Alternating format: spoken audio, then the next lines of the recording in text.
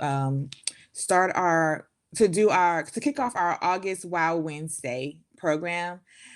This program will be recorded, and later uploaded onto YouTube, because I know a lot of you were requesting that from some of our past Wow Wednesday. So we will go back to recording and putting it on YouTube if you need to. Leave early and want to come back, or just in general, just come back and get some of that knowledge that Paige is going to be sharing with us today.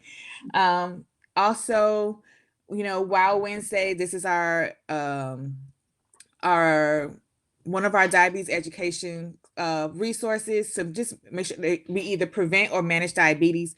So please, share Wow Wednesdays going forward to just continue to get the word out about, what DAA is providing for the community.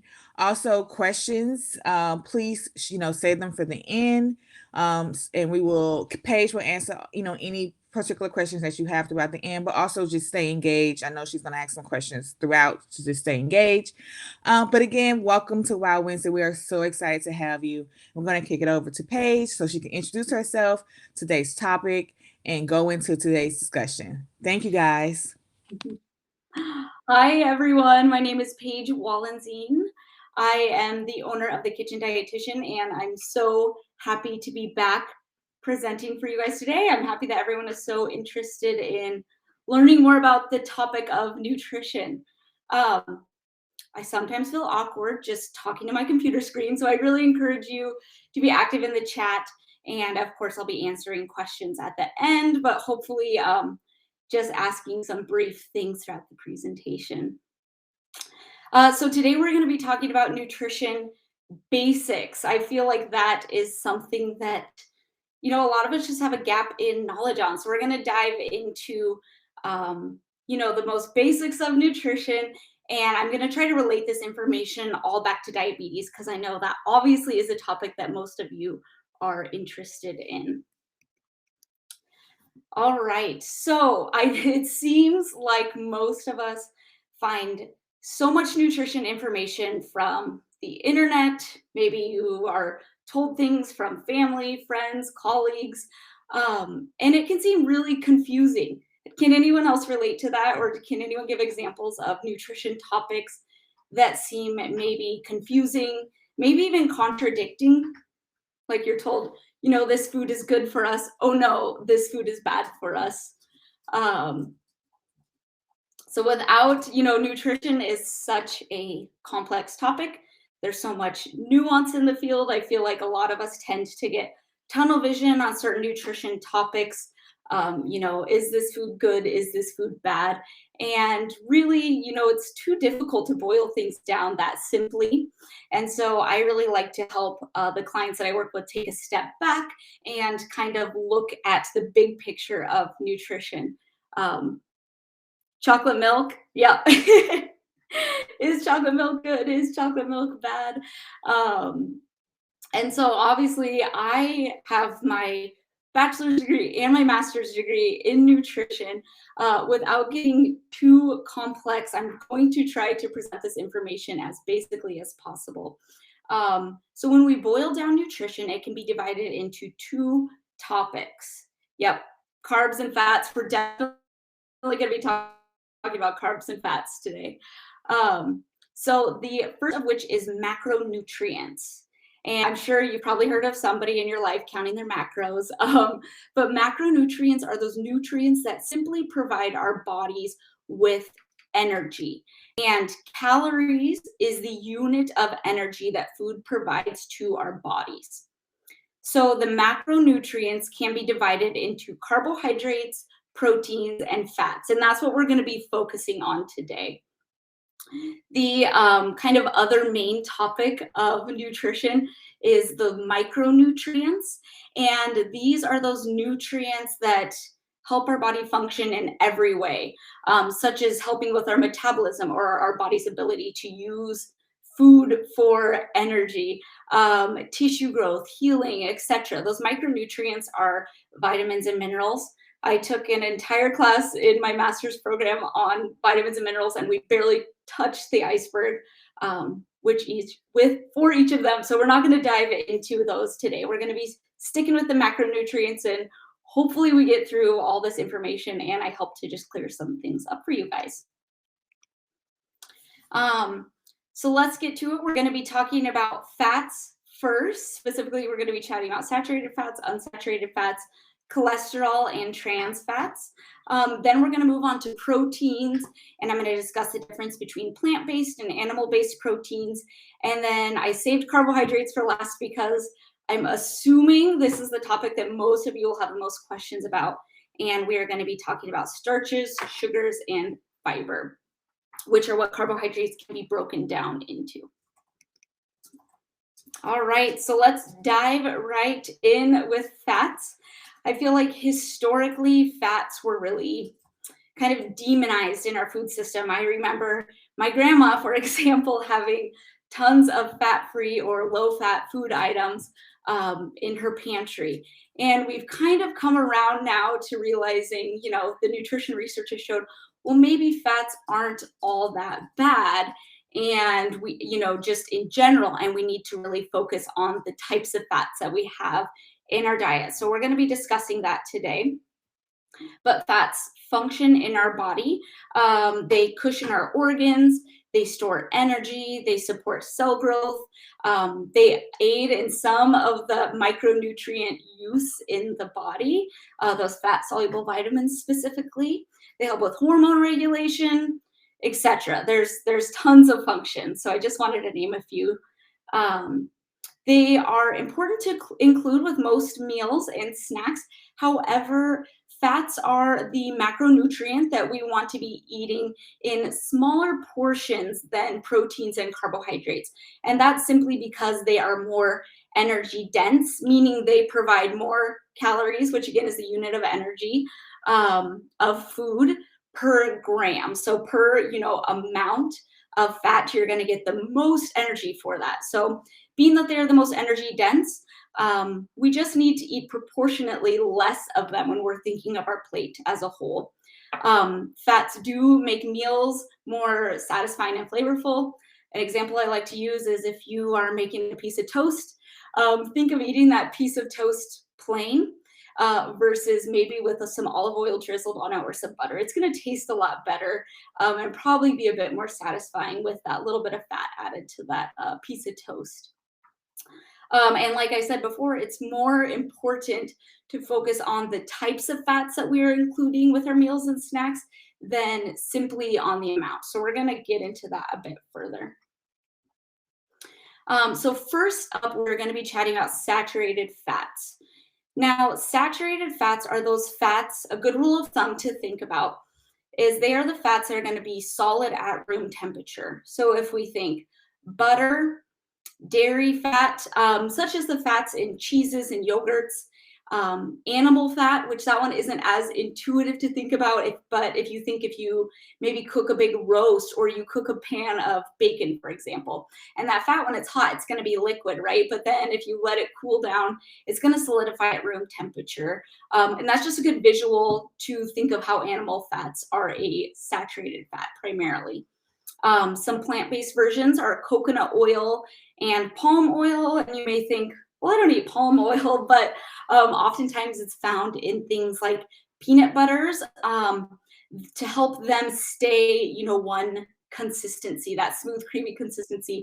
A lot of the more natural peanut butters that you may be buying these days that tend to separate, those will not have palm oil in them, but palm oil is used to help with texture in a lot of food items, peanut butter being kind of the main example.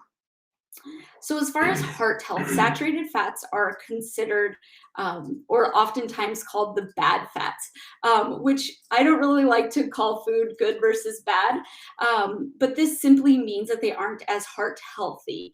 A diet high in saturated fat contributes to risk of heart disease and high cholesterol.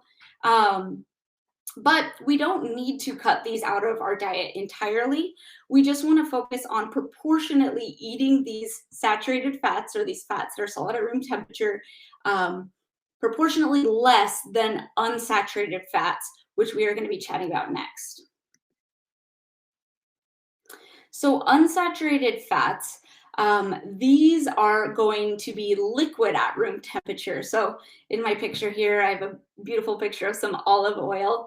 Unsaturated fats are divided into polyunsaturated, which are those fats such as omega-3s or omega-6s, and monounsaturated fats. And those names are simply just indicative of the structure of the fat molecule.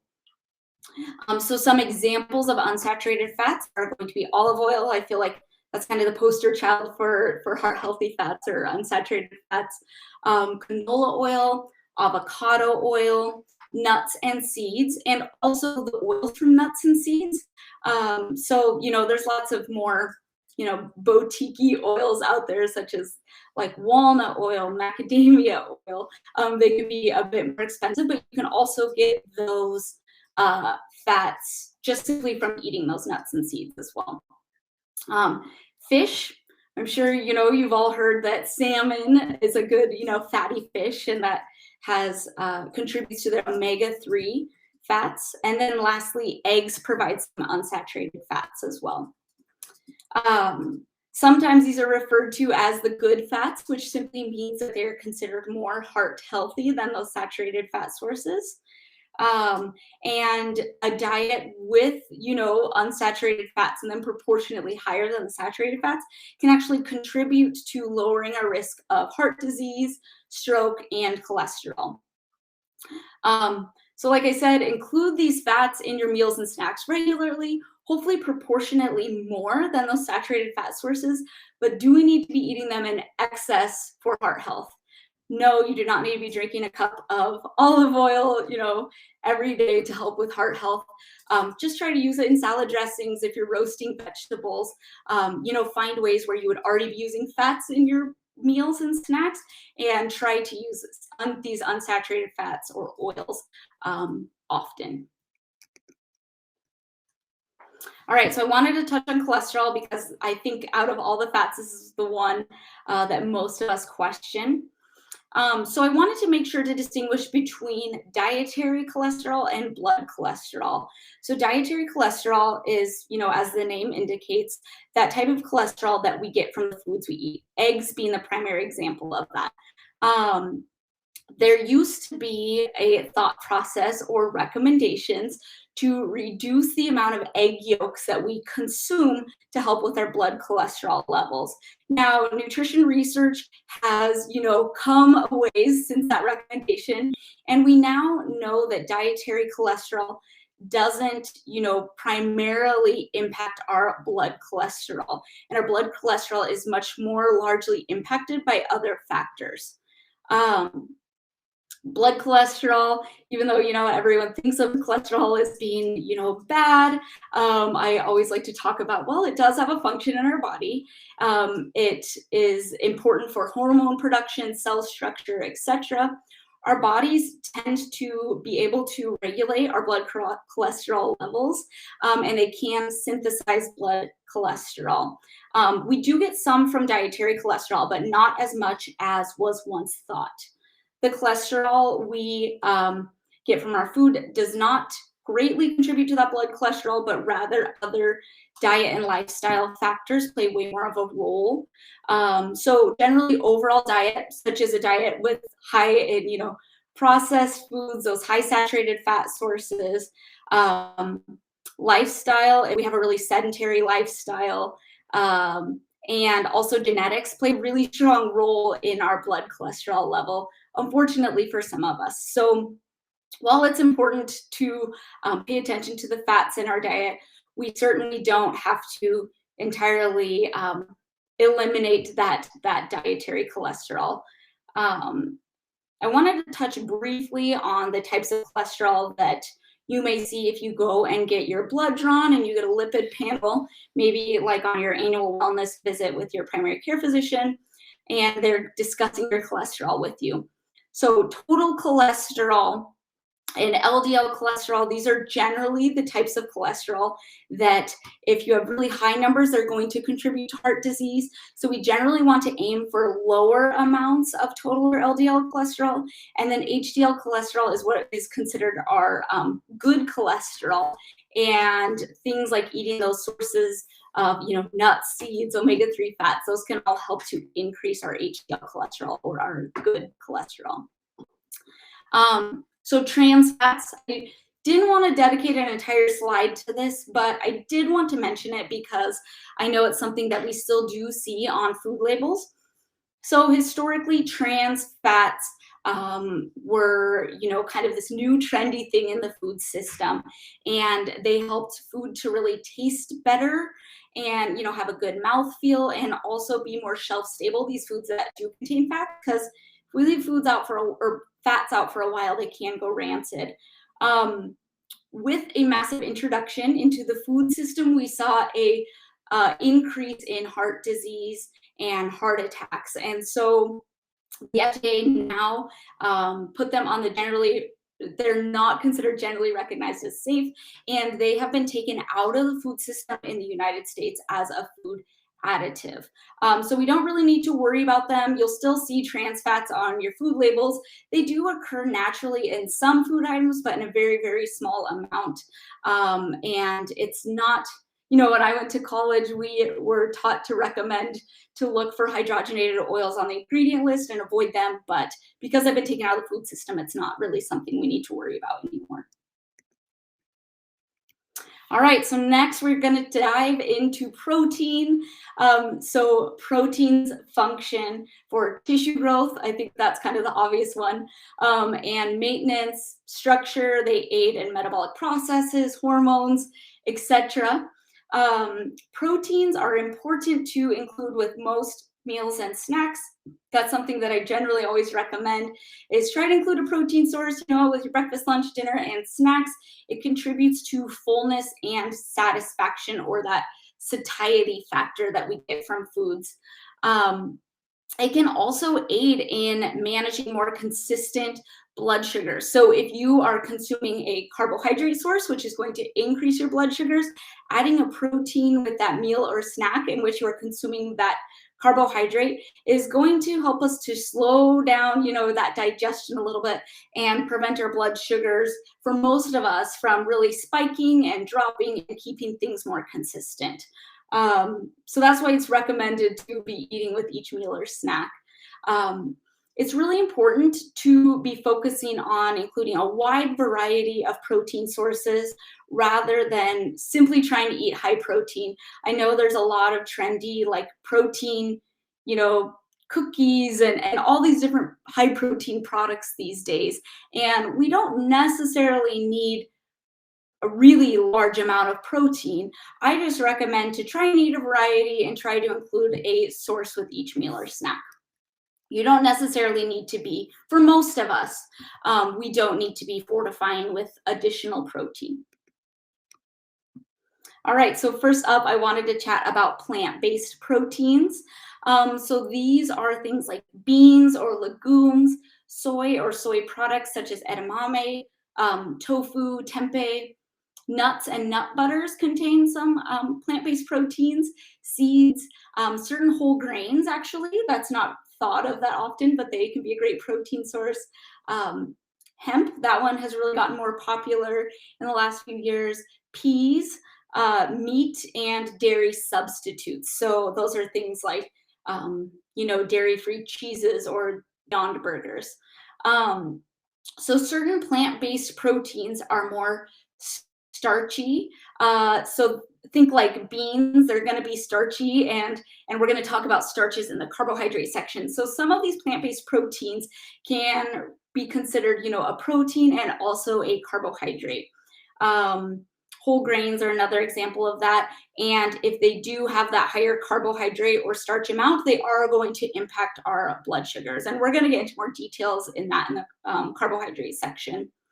But soy products, meat and dairy substitutes, and nut butter sometimes can also have added sugar to them, which, a protein on its own solely isn't going to impact our blood sugars like carbohydrates do. But when that sugar or that carbohydrate source is maybe added to a protein, it can impact our blood sugars. So in the plant-based protein world, there are complete and incomplete proteins, which means Complete proteins contain all of the essential amino acids, and amino acids are, I like to think of them as like Lego pieces. They're the building blocks of a protein. And but plant-based proteins, also many of them are incomplete proteins, meaning that we need to pair them with other foods to provide those missing essential amino acids. That's why I really recommend, variety is kind of key.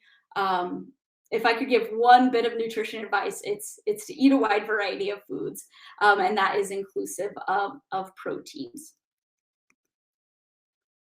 So animal-based proteins, we get these from meat, poultry, fish, shellfish, eggs, and dairy. Most animal-based proteins are not going to be impacting your blood sugars alone, but sometimes things like sauces, breadings, seasonings, those can really add that carbohydrate amount, which will impact your blood sugars. It's important to be, thinking back at the fat section, be conscious of the types of fats in those animal-based protein sources that we're eating. We want to aim to eat those animal protein sources with those good, healthy, nourishing, unsaturated fats. For example, it's recommended by the American Heart Association to eat fatty fish twice per week. And then those types of meats that are high in saturated fats, specifically those more processed meat products like sausage and bacon, we want to eat those more occasionally. Lastly, all animal-based proteins are going to be considered a complete protein, meaning that they contain all of the essential amino acids. All right. I feel like I skimmed over the protein section, but I wanted to make sure we got to carbohydrates. So carbohydrates are the macronutrient source that do impact our blood sugars. They provide energy to our body, and they're actually the preferred source of energy for our bodies and our brains. So that simply means that our bodies can most easily utilize carbohydrates out of all three of the macronutrients most easily for energy for the body. It's important to include carbohydrates with each meal or snack. They provide energy, like I just said, balanced blood sugars. They can help with your GI health, which we're going to get into. And they can actually help us to maintain healthy cholesterol levels. So thinking back to those that fat section when we talked about cholesterol, we're going to talk specifically how carbohydrates can help with our cholesterol levels. So it's even more important to focus on eating a consistent amount of whole food carbohydrate sources in your diet rather than aiming to restrict them entirely. When I work with clients who have recently been given a diabetes diagnosis, it's a common misconception that I can never eat carbs again. I need to totally restrict or eliminate them from my diet. And that's really not the case at all when we're trying to maintain consistent blood sugars. It's more about consistency and then the type of carbohydrates that we're eating, which we're going to get into. And also, are you eating a balanced meal with other food groups such as the proteins or those healthy fats? All right, so the first type of carbohydrate that we're going to be chatting about today are starches. So some examples of starches are grains, starchy vegetables such as peas, potatoes, sweet potatoes, winter squash, corn, beans, and legumes, which we already talked about briefly in the protein section. So these types of carbohydrates are digested slower than more simple carbohydrates, which we're going to talk about next. That means that they will help us to maintain more consistent blood sugar levels and really avoid, those spikes and those drops. They're considered a complex carbohydrate, which means they provide fiber, vitamins, and minerals. So they give you kind of more bang for your buck than those simple carbohydrates or those sugars that we're going to be chatting about next. And those, that fiber Vitamins and minerals, that's another great example of why we want to eat a wide variety of plant-based food sources or food groups. We want to aim to include more whole grains than refined grains.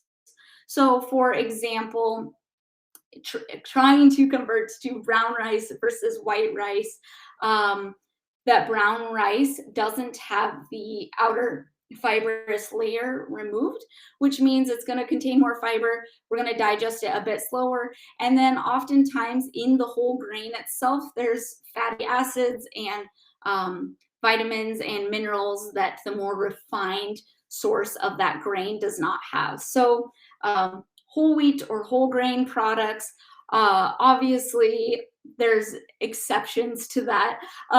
Just like with the unsaturated versus saturated fats, we just proportionately want to include more of those whole grain or whole wheat sources of grains than the more refined versions, such as white bread, white rice, white pasta. Non-starchy vegetables, we want, okay, so in addition to these starchy vegetables such as peas, potatoes, sweet potatoes, winter squash, corn, we want to make sure we're including non-starchy vegetable sources in addition, which at the end, I'm going to chat about how to make a balanced plate and which proportion of different food groups we want to make sure we're including. So great to include these starchy vegetables, but we also want to be eating other types of vegetables in addition to them as well.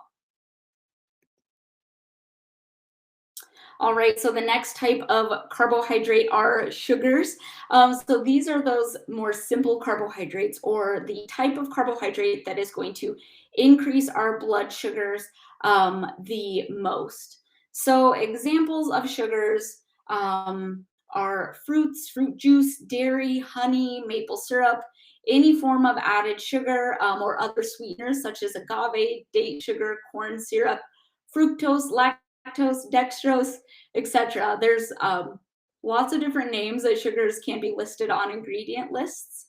So these types of carbohydrates will cause the most rapid increase in blood sugar, especially those that don't have, any other components to help slow down that digestion of carbohydrates. So, if you are drinking a plain soda that really has sugar and not many other nutrients, soda doesn't have any fats, any proteins, any fiber in it. So those simple sugar sources, or those food sources that contain mostly sugar, these are the things that are going to spike your blood sugars the quickest. Another example I like to give, because a lot of times I get questions about fruit and whether people should eliminate fruit. But the beauty of fruit is that it does have those other food components that can help with our blood sugar control. So if you were to take a whole apple and you throw it in your juicer, and you get all that pulp and the seeds and the stem and the skin, and you just toss that out and you drink that plain apple juice, well, you really tossed out all that fiber.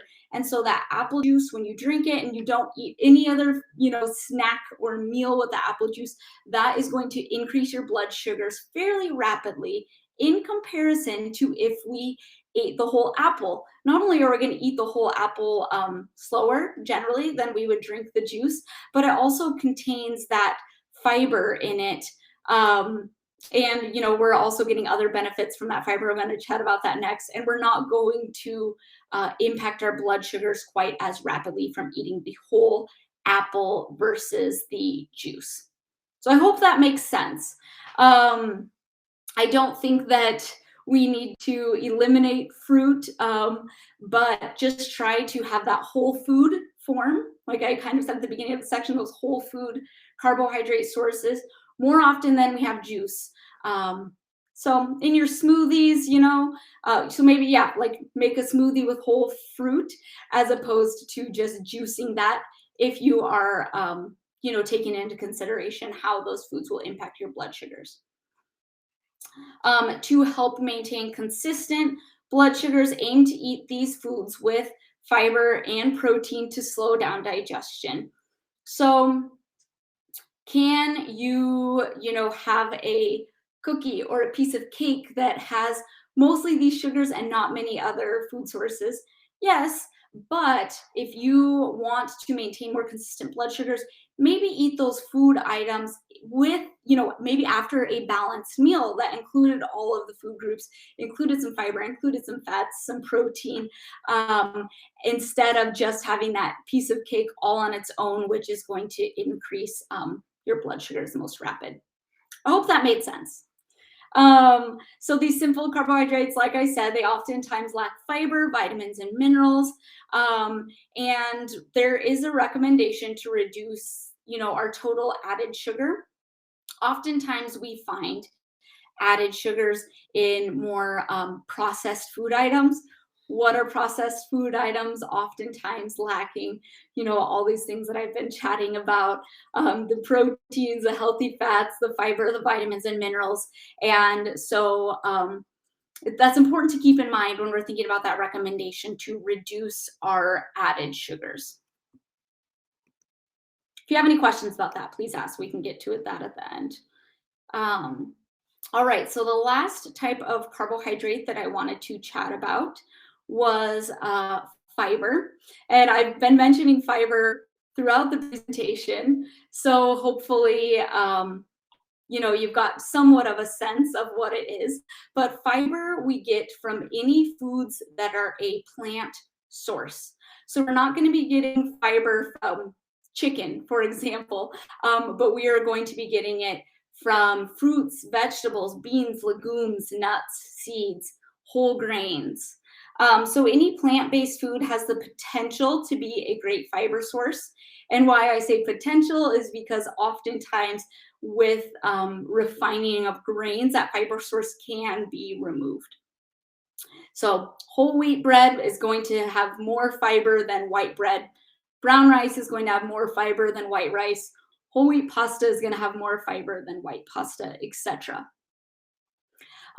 So these types of carbohydrates, fibers, actually help us to maintain more consistent blood sugar levels. How do we do that? As I've alluded to previously, we want to aim for those whole food forms of fruits, vegetables, and grains so that we are getting that fiber in that food source. Other benefits of fiber includes reduced risk and management of heart disease.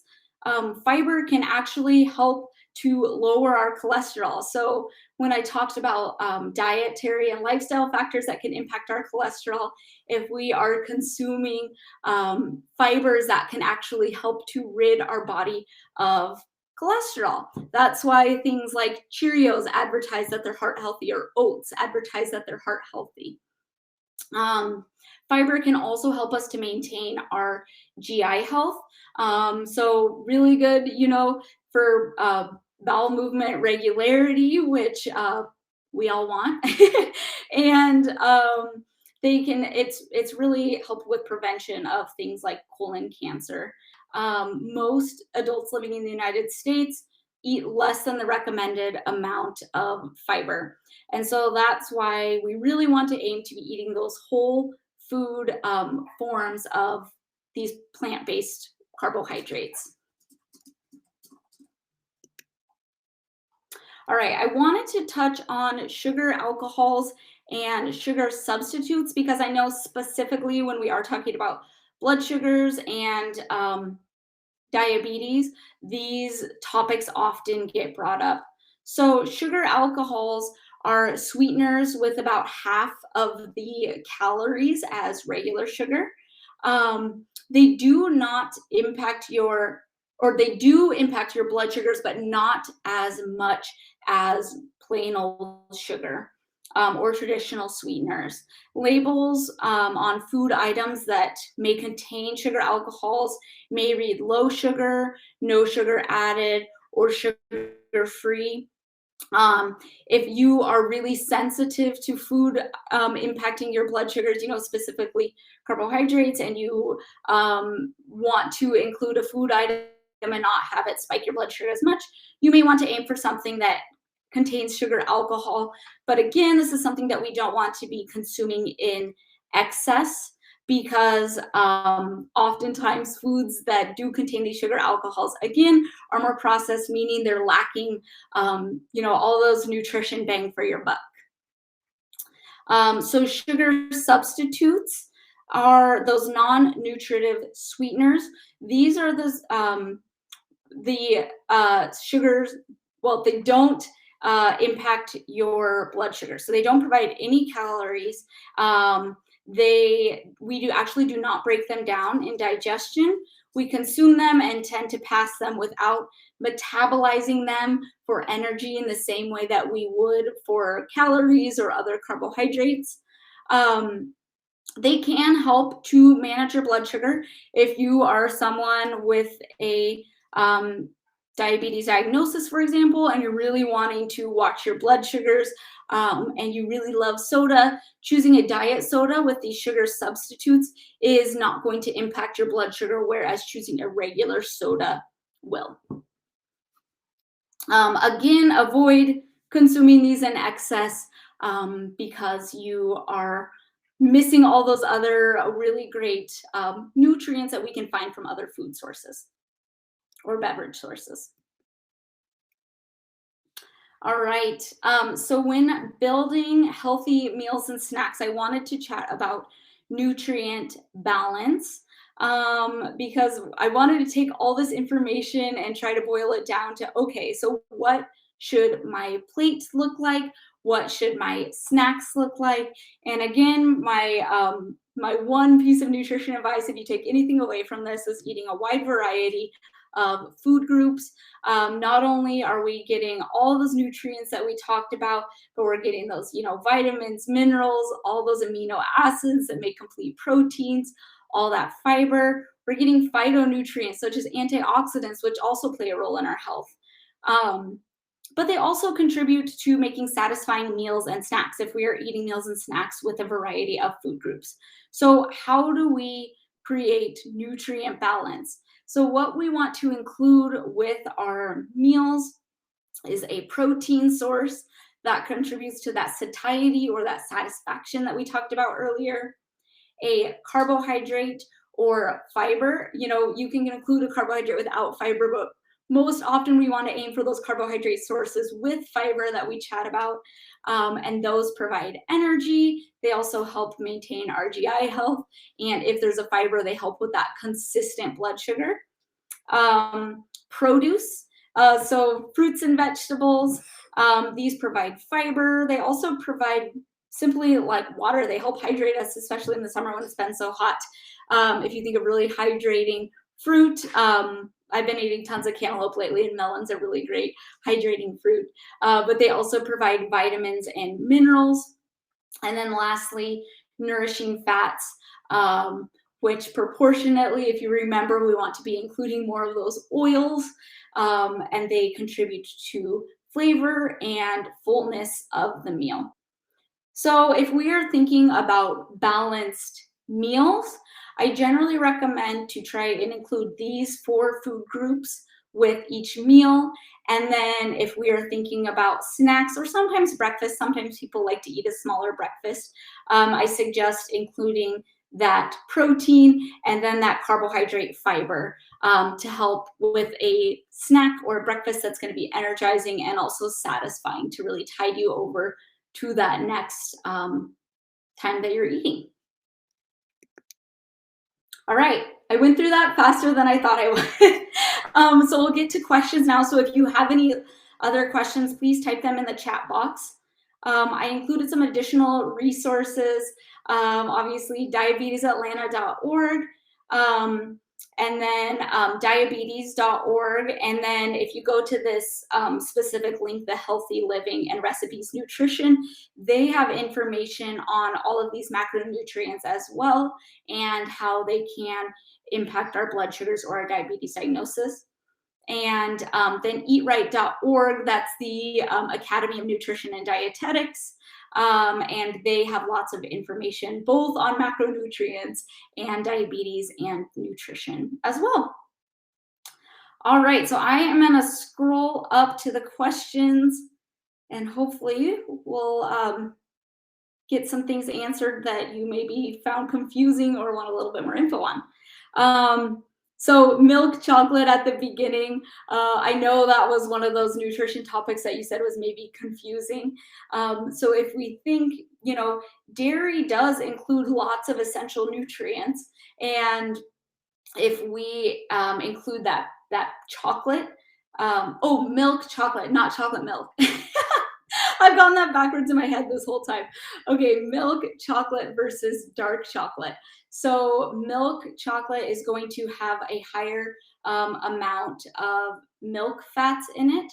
And it depends, you know, chocolate is going to have varying amounts of added sugar on it, just depending on the type and the brand. There are some chocolates out there that do contain those sugar alcohols that are going to impact our blood sugars less.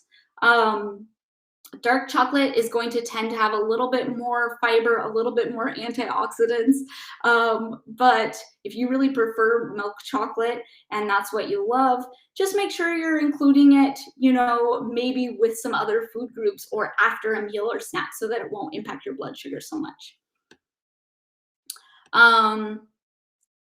Foods with good versus bad carbs and fats. Hopefully I clarified that just through the presentation.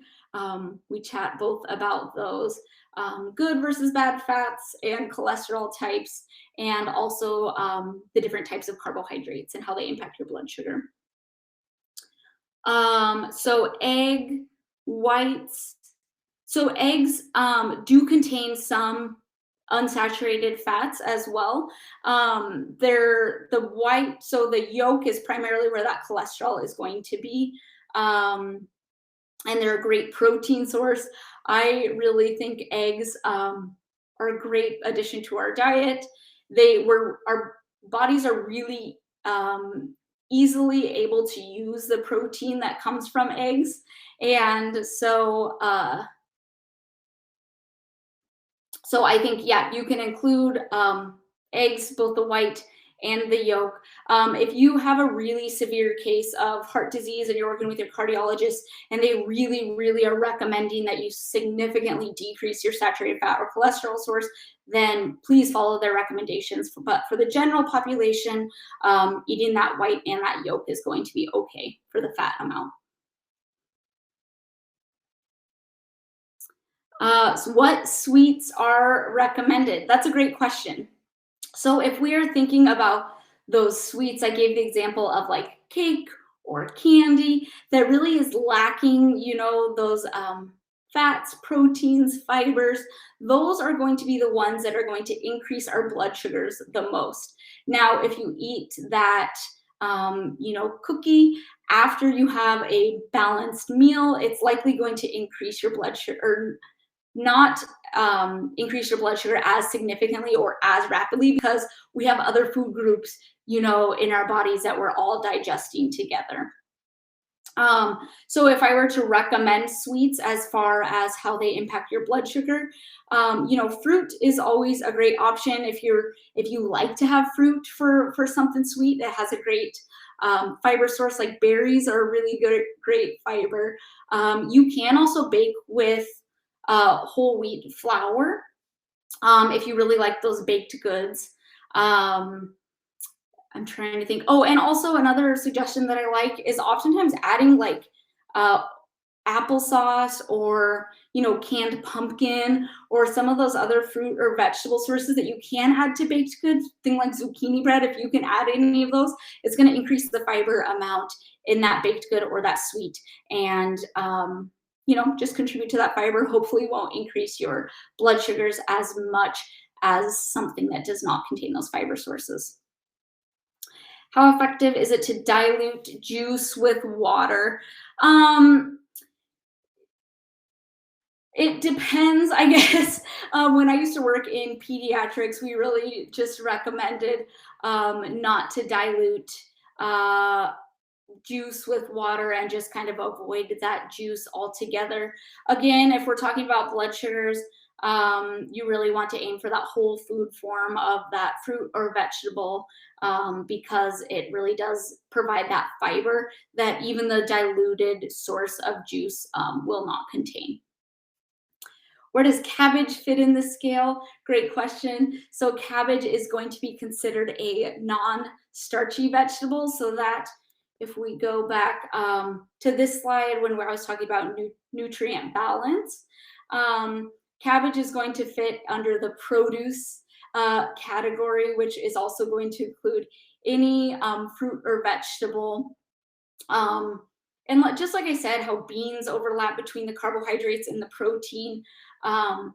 Certain like those starchy vegetables like I talked about, the winter squash or potatoes, these overlap because they are starchy, so they are considered a carbohydrate, meaning they will impact our blood sugar, but they're also a produce. And so that's why I just recommend to have both non-starchy and starchy vegetables. How do I feel about almond milk or soy milk? That's a really great question. If we are talking about blood sugars, oftentimes these can have added sugars in them. And so that is definitely going to impact our blood sugars. If you are opting for just the plain version, soy milk is going to have a higher protein amount than almond milk.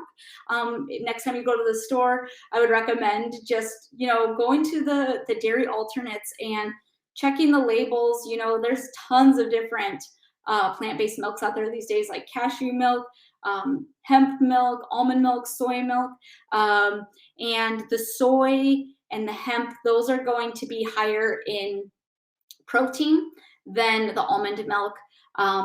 But if we're thinking about nutrients, the nutrients that they provide, honestly, dairy milk is going to provide the most bang for your buck regarding protein and those other nutrients that dairy provides. So unless you have an issue with lactose, I really am a big fan of just dairy milk. So we can eat potatoes and sweet potatoes. Yes, you can. Potatoes and sweet potatoes, any of those starchy vegetables are also going to provide fiber, vitamins, and minerals. But just keep in mind that they are going to impact your blood sugars more because of the starch content than cabbage, for example, or, any greens. So yes, you can eat them. Yes, they are going to impact your blood sugar more. So how can you include them?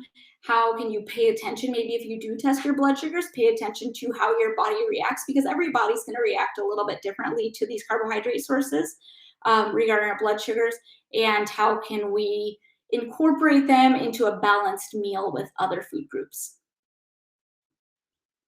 Your nutritionist said not to eat. I'm assuming that's potatoes or sweet potatoes.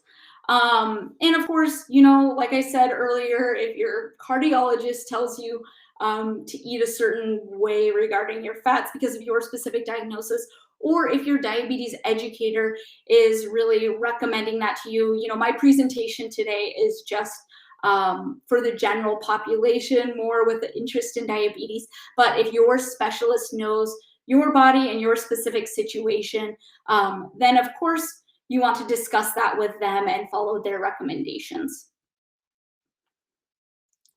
How many eggs can you eat per week? That, I guess I can't give a exact number because every body is different, and our nutrient needs all vary person to person. As far as your cholesterol goes, we know that those yolks aren't going to be contributing to that blood cholesterol, those egg yolks, as much as we once thought. However, if we remember if we have a diet that contains lots of those fat sources, they're going to be more energy dense than the other nutrient sources or other macronutrients. And so, yes, you can eat them. Should we be eating them in excess? Well, I could say the same really for any food item. How much vitamin C is recommended per day? Ooh, that is a good question, and I don't remember the amount exactly off the top of my head, but vitamin C is really one of those ones that we're not going to overdo it on. Generally, for most of us, there isn't a danger of consuming too much vitamin C, especially if you are getting it from food sources. So, you would really only be at risk for most of these vitamins and minerals if you're taking a high dose supplement. But if you're eating food sources of vitamin C, I really recommend just consuming lots of fruits and vegetables, because those are going to be a great vitamin C source. And vitamin C also helps us to absorb other nutrients which our bodies may need, such as iron. So just try to include them with meals and snacks, fruits and vegetables. If you are following this balanced plate suggestion, you're going to be getting lots of vitamin C in. Which is the best whole wheat or multigrain bread? That's a really excellent question. So what I recommend is flipping your bread over to the back, or really any grain product. And if you're aiming for a whole wheat or a whole grain source, make sure that on the ingredient list, the first ingredient listed is whole wheat or whole grain. Whole is kind of that word that we're really looking for. A lot of times bread can maybe be a little more like tanned in color, and it can use terms like honey wheat or something, but really it's not considered a whole grain bread. And so we just want the very first ingredient to say whole wheat or whole grain for any bread or grain product if we're searching for that whole food form. Can diet drinks cause you to gain weight? So diet drinks are, like I said, calorie free. They are not going to contribute to our blood sugars. They are not going to provide our bodies with energy. So they're not going to contribute to an excess, in energy per se. But if, we found that generally people who are consuming large amount of diet drinks, this tends to be part of an overall diet of more processed food items. And so if you really, really enjoy diet drinks, have them, make sure you're also drinking plenty of water during the day, and you're also balancing these diet drinks with a lot of other nutrients that we talked about today, these proteins, these whole food carbohydrates, fiber, produce, and healthy fats. Are flour alternates such as almond or coconut a better option in comparison to traditional flour? So things like almond flour, that comes from an almond, right? And so that is going to have those healthy fats in it, some protein, some fiber, which in theory can help with our blood sugars. Coconut, that is going to be higher in fat than traditional flour. You can also use whole wheat flours, and it's going to be totally dependable on what you're using those flours in, right? What other sweeteners you're going to be adding to those baked products, and that really is going to determine how they impact your blood sugar. I can't say for certain like almond or coconut is going to impact your blood sugars a certain way. Any recommendations of food to eat prior to exercising, maybe fruit or oatmeal? Yeah, that's a really good question. So if you are doing really, really vigorous exercise, when we are having these high fiber food items such as oatmeal, because we digest them slower, sometimes that can make us not feel so great. And that's for really high intensity exercise. But it is important to get a little something in the morning. One of my favorite things to have if I'm doing, some early morning exercise is to have a little glass of milk or a little bit of yogurt, and then also make sure we're having a food item that contains carbohydrates and protein after that exercise. That's going to help our bodies and our muscles to really recover and build that muscle, that we tend to do when we exercise. Is it okay to eat soup with 3 starchy beans? Yeah, of course. I love the variety of beans. Different beans provide antioxidants, just like fruits and vegetables. That's why we recommend eating a variety, eating really colorful diet. I would say it's more about, you know, the total amount of beans that you have in it rather than like the 3 different varieties. And can you include other non-starchy foods in that soup? But those beans are going to be a good fiber source, a good protein source. And really it's dependable person to person how that is going to impact your blood sugars. Can we follow diabetic recipes on Google or should we stick to recommended website?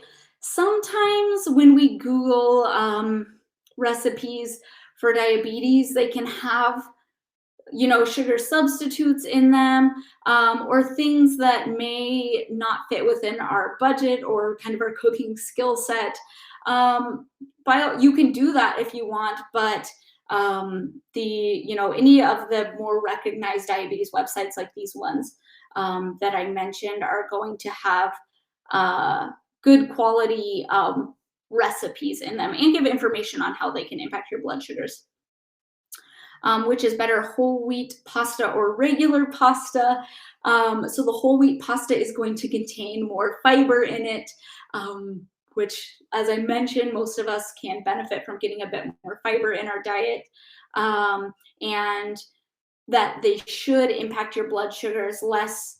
But, you know, proportionately, like I said earlier, we want to be including more of these whole wheat or whole grain sources. If you do like white pasta, you're like, I just cannot get on board with whole wheat pasta. Can you include fiber in other ways with your meal? Maybe you're having spaghetti and meatballs with it.